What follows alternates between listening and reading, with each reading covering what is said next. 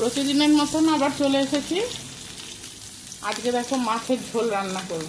আমি কীরকম করে রান্না করি দেখো। আমি মাছটা না আগেই ছেড়ে দিয়েছি ভুল করে, ভিডিওটা চালু হয়নি। হ্যাঁ, ডোন্ট মাইন্ড। মাছ ভাজা তো তোমরা সবাই জানো। আর আমি মাছগুলো ভেজে নিয়ে আমি আসছি, ঠিক আছে? মাছগুলো আমি ভেজে নিয়ে আমি আসছি।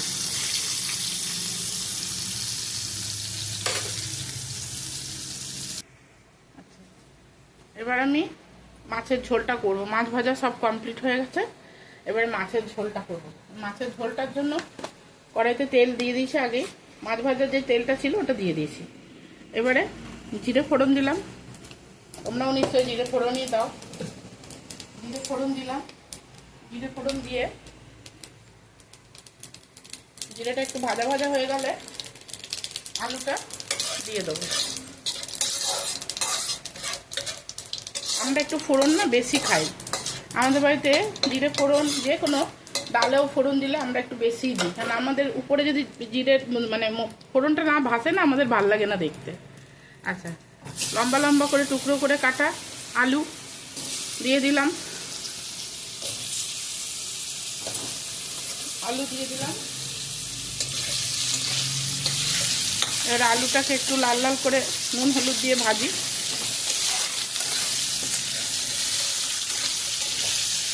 একটুখানি নুন দিই, একটু হলুদ দিই, দিয়ে ভাজি।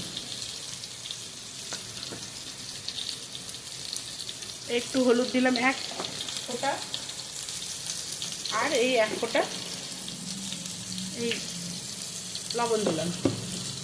এক ফোঁটা হলুদ, এক ফোঁটা লবণ এই দিয়ে ভাজতে শুরু করি। কষাই এটাকে একটু লাল লাল করে।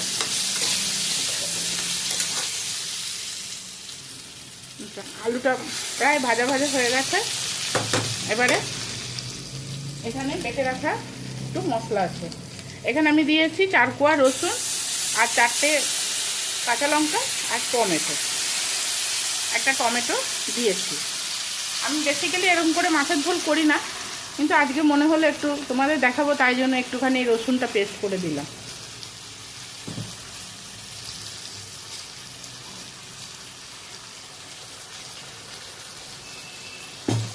মানে আমাদের মাছের ঝোলে না রসুন পেঁয়াজ এসব কিছু পড়ে না, আদা এসব কিছু পড়ে না। আমাদের জিরে লঙ্কা দিয়েই ঝোলটা বেশি পছন্দ করে সবাই। ওই যে ওইসব দিলে তো ওইসবের গন্ধ হয়ে গেল, তাহলে আর মাছের গন্ধ কোথায়? আচ্ছা, এটা কষা হোক, এটা কষা হোক, তারপরে আসছি। এই যে আলুটা প্রায় কষা হয়ে গেছে। আলুটা থেকে প্রায় তেলটা বেরিয়ে এসছে, তেলগুলো বেরিয়ে এসছে। এবারে আমি এটা পরিমাণ মতো ঝোল দিয়ে দেবো।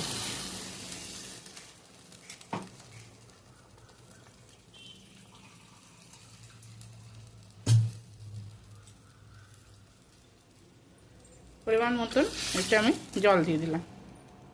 আচ্ছা, জল দিয়ে নাড়াচাড়া করলাম। জল দিয়ে নাড়াচাড়া করে এবারে আদার্স যে মশলাগুলো আছে সেগুলো আমি এবারে দিয়ে দেবো। আচ্ছা, এখানে নিয়েছি হলুদ, জিরে আর লঙ্কার গুঁড়ো, এই আমি দিয়ে দিলাম। তোমরা সবাই ভাববে যে জিরে লঙ্কাটা কষালো না। আমি কষাই না, আমরা কষাই না। তোমরা না কষি খেয়ে দেখবে একদিন কত সুন্দর লাগে। কষালে না মশলা বড্ড পুড়ে ওঠে। আচ্ছা, আর আমার একটু না নুন দেওয়া স্বভাব, তোমরা সবাই এতদিনে জেনে গেছো। এই নুনটা না দিলে না আমার ঠিক মনে তৃপ্তি হয় না, বুঝলে? তাই জন্য একটু নুন দিয়ে দিলাম। তাহলে এবারে ঝোলটা টকবক করে ফুটুক, দিয়ে একটু লিড দিয়ে চাপা দেবো। একটু লিড দিয়ে চাপা না দিলে তো আলুটা গলবে না।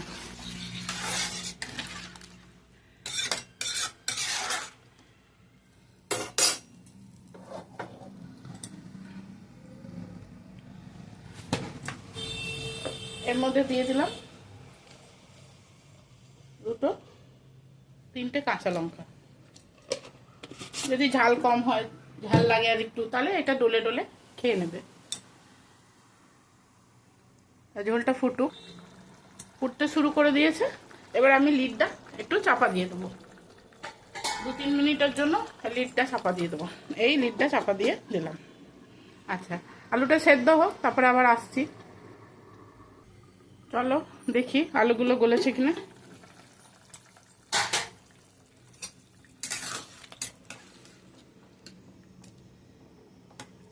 আলুটা আর একটুখানি গলবে, আমি এই সময়তে মাছগুলো দিয়ে দেবো।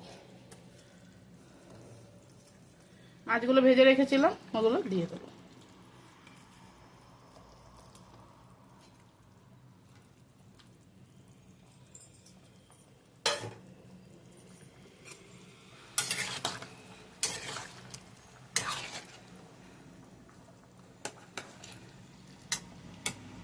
সব মাছগুলো একটু করে জলের মধ্যে ডুবিয়ে দেবো।